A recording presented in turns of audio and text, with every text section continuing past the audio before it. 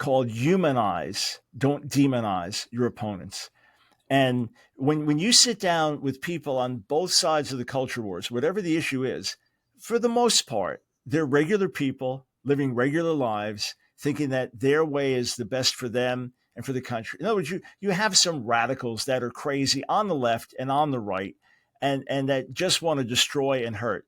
But most people, when you sit down and you're having a debate about culture wars, we tend to care about a lot of the same things. Let's spend 10 minutes together to change your life. Yeah, that's why, something about your book about just connecting back with your own neighbor. It's a fundamental part of society that we sometimes forget to do. Yeah, there's a whole the person next to you. Yeah. There's a whole chapter in the new book called humanize, don't demonize your opponents. And when you sit down with people on both sides of the culture wars, whatever the issue is, for the most part, they're regular people living regular lives, thinking that their way is the best for them and for the country. In other words, you have some radicals that are crazy on the left and on the right, and that just want to destroy and hurt. But most people, when you sit down and you're having a debate about culture wars, we tend to care about a lot of the same things. And the more we demonize each other, across political parties as well. We can have our differences, but we have our differences as fellow citizens who care about each other's well-being and who want what's best for each other. If we can start there, look, there was I have a different view than say gay activists would have on Division for America, etc. The rabbi who officiated at my mom's funeral was a gay rabbi. And that brought us together. And I wrote an article about, hey, look, we share common humanity in the midst of our differences. We've stayed in touch by text afterwards as friends. We can have differences philosophically, culturally, ideologically, and be neighbors and friends and treat each other with civility. If not, we're going to tear each other up. Yeah. What's your thoughts about the election? So because my views are conservative, yeah, conservative politically, etc., I don't share the values of the Democratic Party on the one hand. On the other hand, because I believe character is very important, I'm not enthusiastic about Donald Trump. So while I favor the policies of the Republicans, I grieve over the character example that can be set. So my approach is to urge people to do their best to be positive agents of change above and beyond politics. In other words, politics can change laws, but can't change hearts. So let us, as people of faith, be best known for our spiritual witness, and then let's do our best to bring about positive change through our faith values. And then we also vote, rather than the vote is the biggest and central thing. So my own views, ideologically, I can't vote Democrat, although that's what, my dad was deeply in the Democrat Party, et cetera. I can't vote Democrat, but when I vote Republican, I do it without putting my trust in a party. As I tell Christian friends, the GOP is not God's party and Trump is not God's man. So if you vote this way, do it with your eyes wide open. Very, very nicely said. Adam, who do you want to win for the election? You just care about the mortgage rates, right?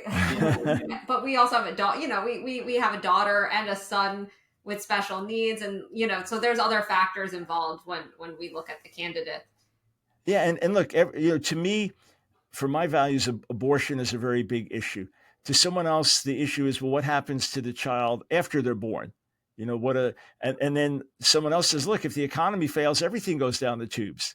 Everybody's hurt. So we can have different priorities. To me, though, we can't just be selfish in terms of what's going to help me, but what's going to make America better for our kids and our grandkids. Dietrich Bonhoeffer, the courageous German Christian that opposed Hitler and the Nazis, Dietrich Bonhoeffer said, the ultimate test of a moral society is the kind of world that it leaves to its children.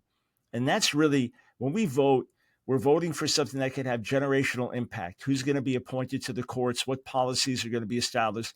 And some of these things can't be overturned by the next elections. So when we vote, let's vote responsibly in that regard. Well put.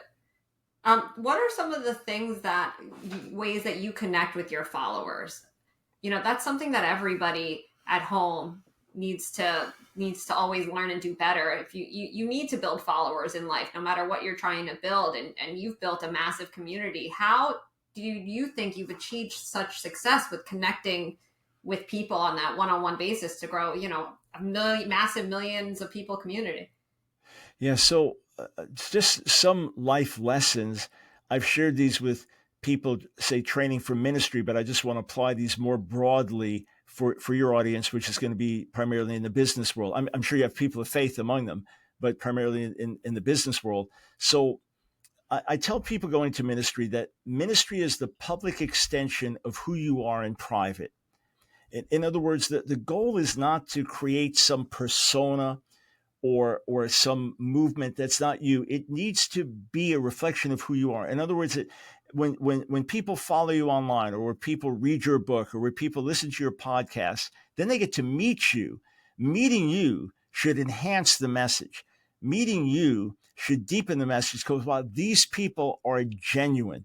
So for me, whatever I do in public is the reflection of who I am in private alone.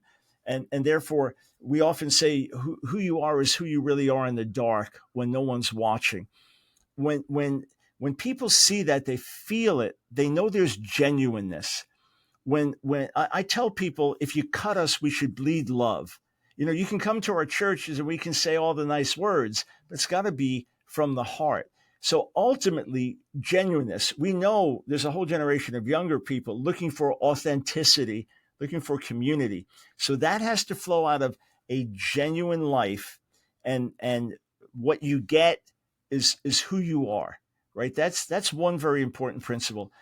Another thing is that when you have really gone for something, you can't give what you don't have. And you don't get into your 30s without going through your 20s. There is life experience that's accumulated. So out of what you've experienced, you can now call others into that experience. And to the degree that, just like some business person says, here's how I did it. You're not going to listen to them until they showed you that they did it. You don't care about the theory, right? If I'm sitting here 300 pounds talking about these amazing weight loss principles, it's meaningless. So have you lived it out? Have you done it? Now show me. So to the extent I've made certain sacrifices or taken certain stands or been willing to lose friends, lose money because I held to my convictions, I can call others to do it.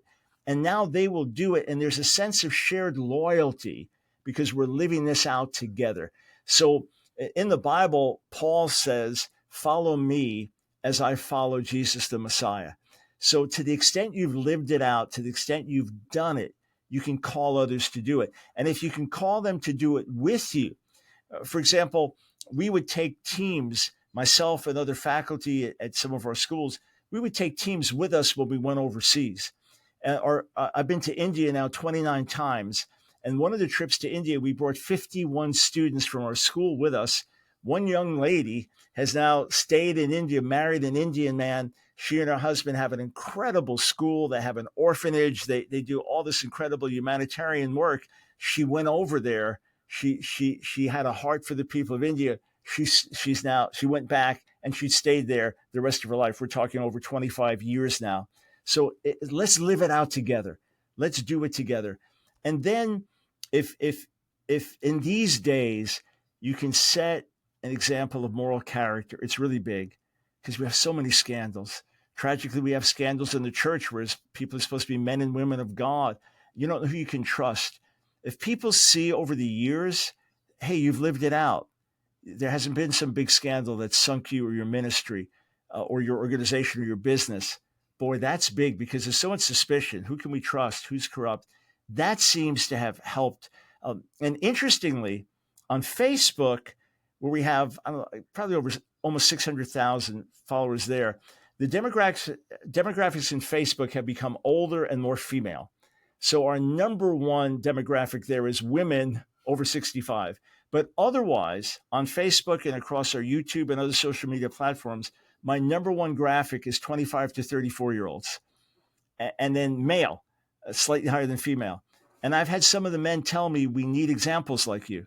Nancy and I married 48 years. So somehow that contributes. People see that you've endured, that your message works for the long haul. And then lastly, I can be, you can get a following because of you. You have an attractive personality. People love to hear your stories. They're entertained by you.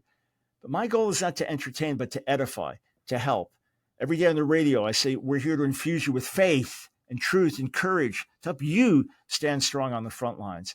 So whatever I'm doing, whatever I'm posting, whatever I'm getting on the air, I'm thinking, okay, I have a sacred responsibility to my listening audience. I want to see them healthier, stronger, more vibrant at the end of the day. Fine, if I get more followers, great. If more money comes into our ministry, it goes right back out. We just get on more stations, or we help our workers around the world. We're nonprofit, but it's always about them. We're there for others. I want to honor the Lord and help others. If you enjoyed this episode, stay tuned for part 3, coming out in a few days.